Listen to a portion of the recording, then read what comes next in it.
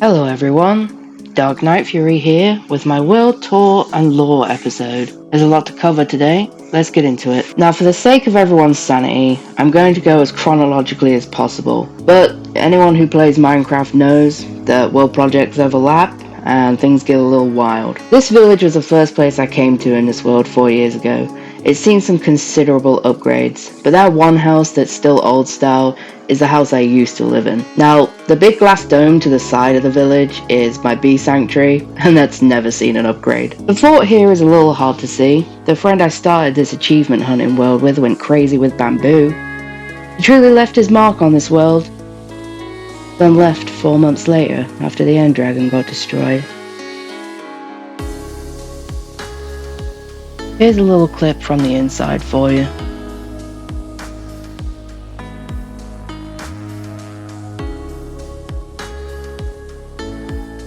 Everyone knows in Minecraft there comes a time you disappear underground, not likely to see the sun for many hours. In my world, the underground hasn't really been touched for a couple of years. This is my first underground base. I made it probably 3 years ago now. It's where I keep my original Project Paradis map. Here is a base I made for the buddy I started with. I kind of trolled his old base, but made this replacement in advance.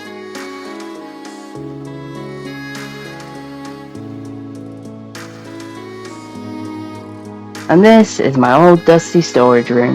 I don't really do much underground anymore. However, that doesn't mean it's a wasteland. In fact, the last build completed down here was my vault area, where there is an auto storage for almost everything I need. It was great, until an update broke it, of course. God, I love this game.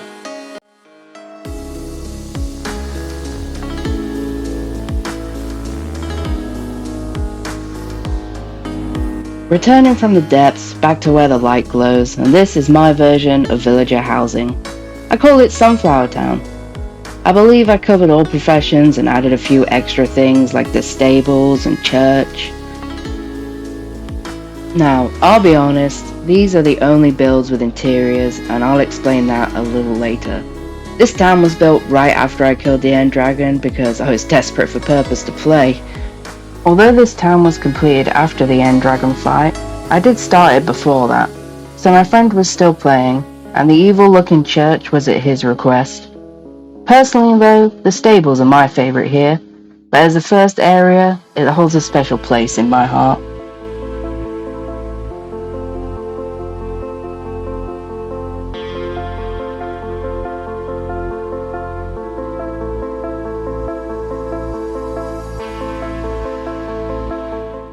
Moving swiftly on, once you kill the end dragon, you become the undisputed champion of the world.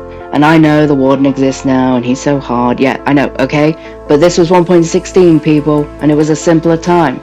So I became a casual, and I built what I call Fantasy Town over the next 6 months. Yeah, I meant it when I said casual. But regardless of the circumstances, it's still one of my favourite areas. At this time, I also started the large-scale project, but it was so casual, I wasn't planning on going anywhere with it.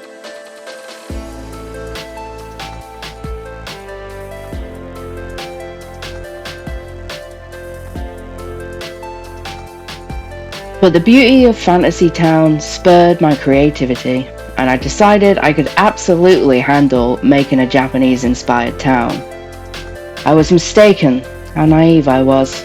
I was playing almost every day trying to make this place, and honestly, I'm still unhappy with the way it looks. But after another 5 months of blood, sweat, and a degree of madness that had me in a headlock, I can say it's the best it's ever looked. Since the 1.20 update, I added the proper cherry trees and thinned the bamboo back, and it's definitely an improvement. I do like the Panda Peace Garden. That's gotta be the best part. The saviour from the darkness enclosing my mind was this. There was a big hill here and I was slowly destroying it with the intent to make my own biome. I did the lava river, kind of started building, and then immediately gave up. I decided to make a castle instead. 2 years with this world and no castle? What kind of Minecrafter am I? So yeah, a girl can change her mind, right? And I think the castle is way better.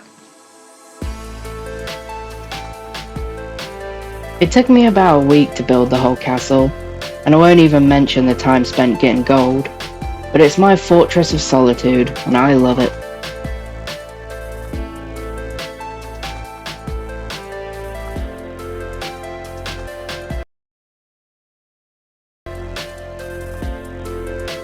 Eventually, every Minecrafter must go to hell.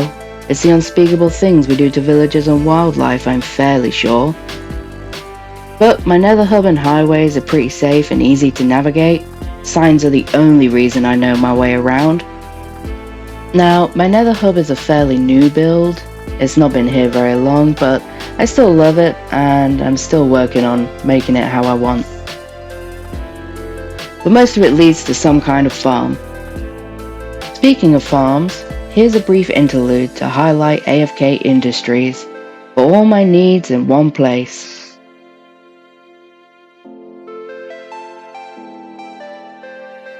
And then there's all these farms too.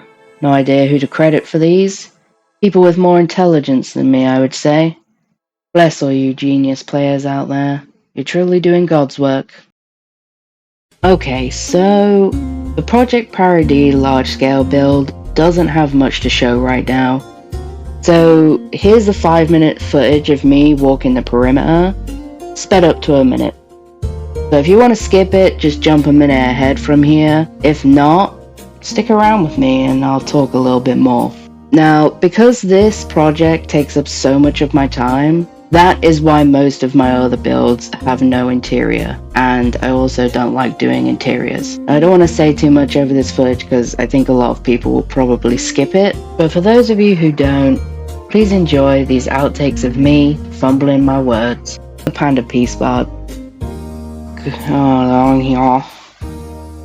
Beauty, no. Beauty. The end dragon flower. Won't cry. Finally. My favorite builds to date. I've been excited for this. Winter Wonderland. I eventually got round to building in coloured blocks. Preparing for my large-scale project numbed my brain sometimes. And to clear the cloud of doubt away, I started this. It was like a gift from above that saved me from digging. Oh my god, so much digging. I give up! Is what I would have said, had I not started this area, and I just really enjoy looking at it.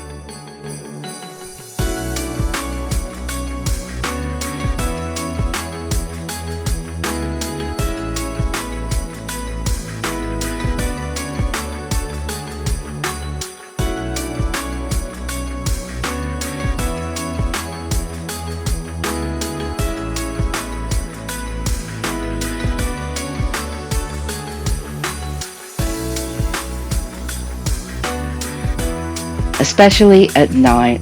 Oh yeah, look at that. Minecraft is beautiful at night. Nobody can argue with me. It's beautiful.